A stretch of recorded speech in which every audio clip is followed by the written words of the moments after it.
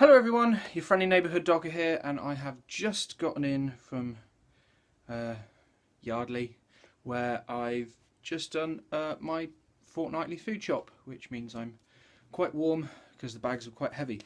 But on the way back I decided to pick myself up a little snack for lunch because it's about... oh crap, is it 3 o'clock? It's 3 o'clock, so I'm a little bit late for lunch, but screw it.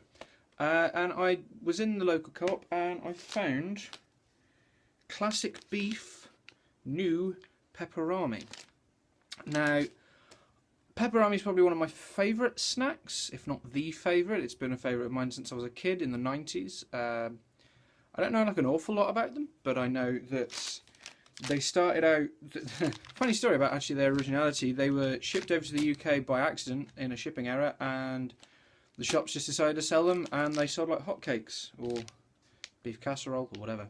But this is the first time in my mind that they've delved into beef. They've always been more of a pork product kind of thing. I mean, there's three, but one fell off. So it comes in a 3-pack. I paid about £1.25, £1.50 for them. Now, I've had a bit of a problem with Peperami recently because their prices have gone up and the sizes have gotten smaller. You can see there very obviously they used to be a lot longer than they actually are now. But this it boasts 100% beef. So fingers crossed that I've always wondered why they haven't really gone into the jerky kind of realms, because I remember a few years ago in my local Asda there was a company that was selling they were a company that usually dealt with pork scratchings. But for a while they did bacon jerky and I absolutely loved it, but they stopped doing it, which is a shame. So let's see if the absolute opposite can work. It says here on the back, smoked beef salami sausage. For best taste, keep chilled. Does not require refrigeration. 100% beef salami is made from 165 grams of beef, and some moisture is lost during the cooling and drying. Now, one thing I've always found funny about Peperami is that usually in their menu, in their ingredients thing, I don't think it says here, but usually notes that it's actually more than 100% of the meat product in them. But that's because, if we open it up here, the inside, oh blimey, the inside, the little kind of covering over here is also made of the same meat product. So now just opening up here, I've just noticed that there's definitely a difference in colour. It's a lot, I don't know if you can see it there, but it's a lot darker than the original Peperami, obviously because it's a different type of meat. The texture seems a bit different as well. So it's always quite awkward to eat on video because they do look a bit, you know. But let's give this a go. It seems to come out of its little container a lot easier than the pork versions. So let's give it a try, shall we?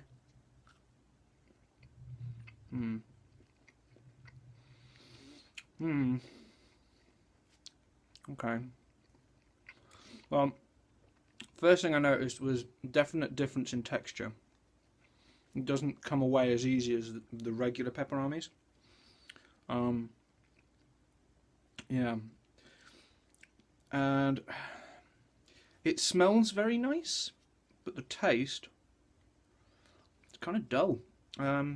Has a really, doesn't have a nice little, there's something, it's done something to my teeth, it's a bit weird.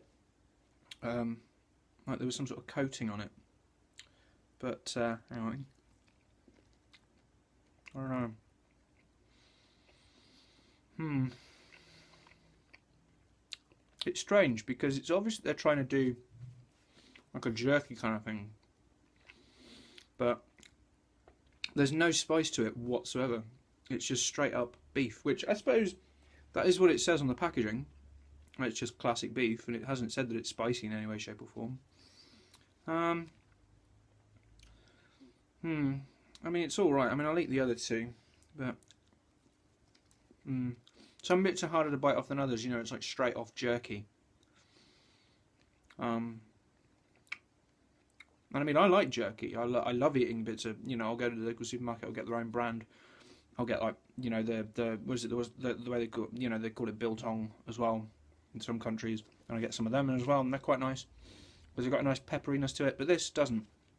This is just straight up It's like they've taken a burger or just some beef meat and whacked it, reformed it, and created a salami with it.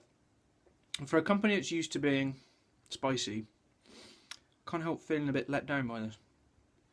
But it's good that they're trying. It's good that they're experimenting. I mean, in recent years we've seen them do, what was it? They had like a barbecue flavour in the orange packaging. There was, they've done noodles, which I've never tried because I don't really like noodles, but I've heard they're quite good. And then there was the ill-fated one in a bun, where they basically just baked something over a pepperami, and it was very dry, even though there was like tomato ketchup and some sort of cheesy thing inside. That was far too dry, because I think at first it was like as a round thing, and then a few years ago they released it just like they coated a pepperami in bread. It was so dry. Oh, I remember friends buying me it, and I'm just like, no, I'm not going to touch it. It's just too dry. But for this, I don't know. I got to say, pepperami. Maybe perhaps venture into doing maybe proper jerky. I know that you kind of your signature is to have these little kind of thin things, but I don't know. If you went into doing jerky, I'd definitely be interested. Definitely give it a try. But for this, I think marks out of 10, maybe a 6, 6.5 at best. I think, because I mean it's edible. It's not like I'm not going to eat it, but it just doesn't have that punch that the usual peperamis have. I get the feeling these might end up being like a limited edition. So feel free to give them a go if you find them, because that's the thing about pepperami stuff is that you can't find all of the different types of things everywhere. So I can only find like fire sticks, the black coated ones, like in certain places, and I need them for the springtime for a reason I'll go into another time in another video. So yeah, if you can find these, the classic barbecue with the horns and everything, yeah, give it a go. Why not?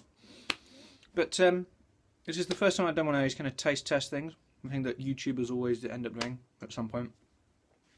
So if you like this, let me know if there are any other weird foods out there, especially snack-wise or confectionery-wise or crisp-wise, and I'll give them a go. So this has been your friendly neighbourhood docker signing off, and I'll see you next time. Bye-bye.